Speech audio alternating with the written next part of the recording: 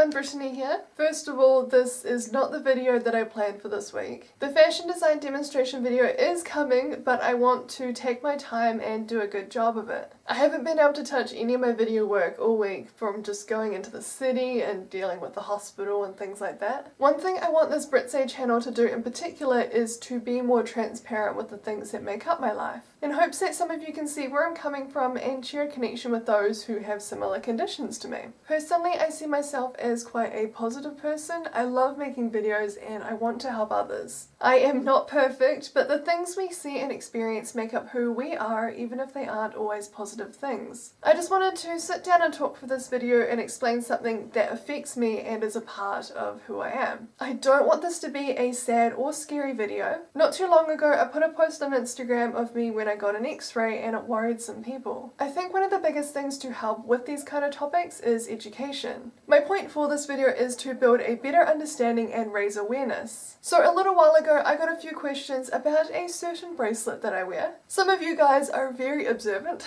It's not that I hide my medical alert or anything, but it's something that I wear so often and I'm so used to it that it didn't come to my mind that anyone would point it out. So this is a medical alert. I wear it all the time. I also wear my goldstone necklace, but that's just because I like it. Anyway, this lovely bracelet says I have a certain medical condition known as Marfan Syndrome. It's a genetic condition with a 50-50 chance that the parent can pass it on to their children. My mother was diagnosed with Marfan's after I was born, so surprise, I had it too along with one of my two brothers. I've lived with this knowledge for as long as I can remember, so I'm perfectly happy and accept the effects that Marfan's has on me. There's a lot that Marfan Syndrome affects both visually and on the inside. I'll just explain how it affects me personally, but I'll leave a few links in the description below about further information, and I'm sure it will explain everything a lot better than I can. I'm only affected mildly by Marfan's. It's not severe, but it still takes up a decent chunk of my life. We'll start with the visual effects, one of which is my bone structure. Not all, but quite a lot of Marfan people are very tall with a thin body type. Truth be told, I am a very average height, only 176 centimeters. But growing up, I was always much taller than everyone else in my class and looked a lot older than how I actually was. You don't really see how I'm different in these videos because you only see this, but I also have very long fingers and hands. Marfan's can also affect eyesight, which is why I wear glasses. This doesn't affect everyone though, because my brother has 20/20 vision and I am very jealous. Marfan Syndrome is a connective tissue disorder, which means that I am hypermobile. My ligaments are very loose and I can bend them in lovely unnatural ways. Now on to what's happening on the inside. I developed a double scoliosis as a kid. A single scoliosis means that the spine curves one way, but my spine curved both ways, which made it look like an S.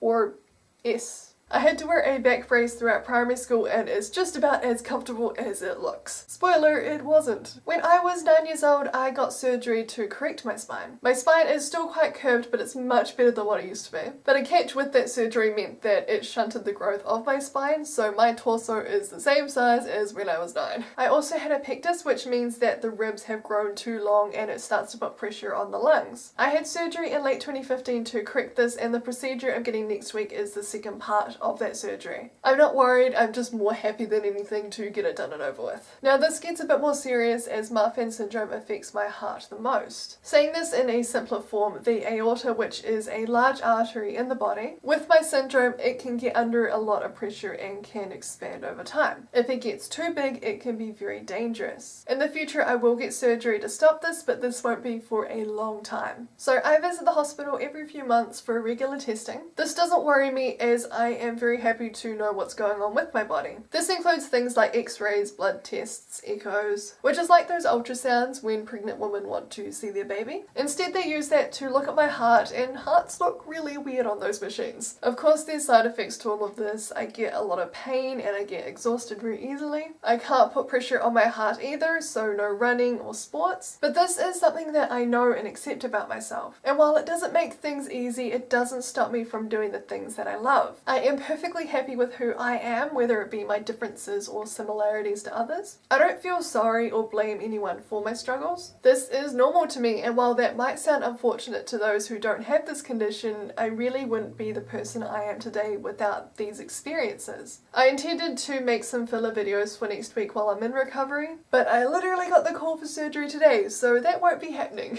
But I'll be on Instagram instead. And I also just finished setting up my blog if you want to check it out. There I'll be posting updates about content that doesn't make it into my videos each week, more specifically about fashion school when classes start back next month. Life isn't easy, but it makes me hold the things I love and am passionate about even closer. With everything I can't do, I put twice as much time and effort into the things I can do instead. To think, to design and create. Hold on to the things you're passionate about and push yourself. I know you're capable of doing amazing things as long as you put in the effort to follow your dreams. So thank you so much for watching, and I'll see you soon.